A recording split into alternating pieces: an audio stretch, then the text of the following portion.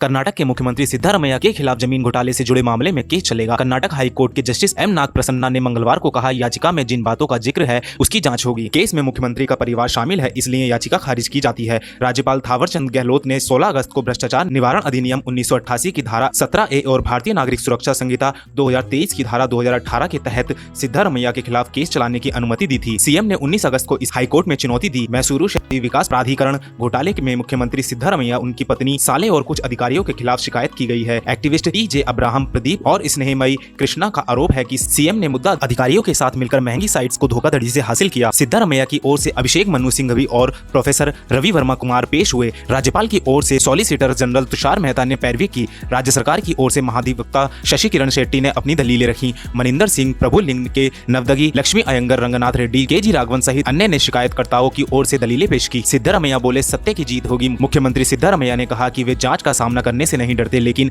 कानूनी सलाह लेंगे कि इस मामले में इन्वेस्टिगेशन हो सकती है या नहीं। उन्होंने आगे कहा कि मैं कानून और संविधान में विश्वास करता हूं, अंत में सच की ही जीत होगी। मुद्दा केस क्या है? साल 1992 में अर्बन डेवलपमेंट संस्थान मैसूर अर्बन डेवलपमेंट अथॉरिटी ने कुछ जमीन रिहायशी इलाके में विकसित करने के लिए किसानों से ली थी। इसके बदले मुद्दा की इंसेंटिव 50-50 स्कीम के तहत अधिग्रहित भूमि मालिकों को विकास भूमि में 50% साइट या एक वैकल्पिक साइट दी गई। 1992 में मुद्दा ने इस जमीन को डीनोटिफाई कर कृषि भूमि से अलग किया था। 1998 में अधिग्रहित भूमि का एक हिस्सा मुद्दा ने किसानों को डीनोटिफाई कर वापस कर दिया, यानी एक बार फिर ये जमीन कृषि की जमीन बन गई। 3 एकड़ जमीन से जुड़ा मुद्दा घोटाला दरअसल सिद्धारमैया की पत्नी पार्वती के पास मैसूर जिले के केसारे गांव में 3 एकड़ और 16 गुंठा जमीन थी। ये जमीन पार्वती के भाई मल्लिकार्जुन ने उन्हें 2010 में गिफ्ट में दी थी। मुद्दा ने इस जमीन को अधिग्रहण किए बिना ही देवनूर स्टेज 3 लेआउट विकास किया था। हालांकि इस जमीन के बदले 2022 में बसवराज बोम्मई सरकार ने पार्वती को साउथ मैसूरी के पॉश इलाके में 14 साइट्स दिए थे। इनका 50-50 अनुपात योजना के तहत कुल 38,283 वर्ग फीट एरिया था। सिद्धारमैया पर क्या क्या आरोप लगे हैं? सिद्धारमैया की पत्नी को मुद्दा की ओर से मुआवजे के तौर पर मिले विजयनगर के प्लॉट की कीमत केसारे गांव की उनकी जमीन से बहुत ज्यादा है। स्नेहमयी कृष्णा ने सिद्धारमैया के खिलाफ शिकायत दर्ज करवाई। इसमें उन्होंने सिद्धारमैया पर मुद्दा साइट की पारिवारिक संपत्ति का दावा करने के लिए डॉक्यूमेंट में जालसाजी का आरोप लगाया है। 1998 से लेकर 2023 तक सिद्धारमैया कर्नाटक में डिप्टी सीएम या सीएम जैसे प्रभावशाली पदों पर रहे। भले ही सीधे तौर पर वे इस घोटाले से न जुड़े हों, लेकिन उन्होंने पावर का इस्तेमाल कर करीबी लोगों की मदद की। सिद्धारमैया की पत्नी पार्वती के भाई मल्लिकार्जुन ने साल 2004 में डीनोटिफाई 3 एकड़ जमीन अवैध रूप से खरीदी थी।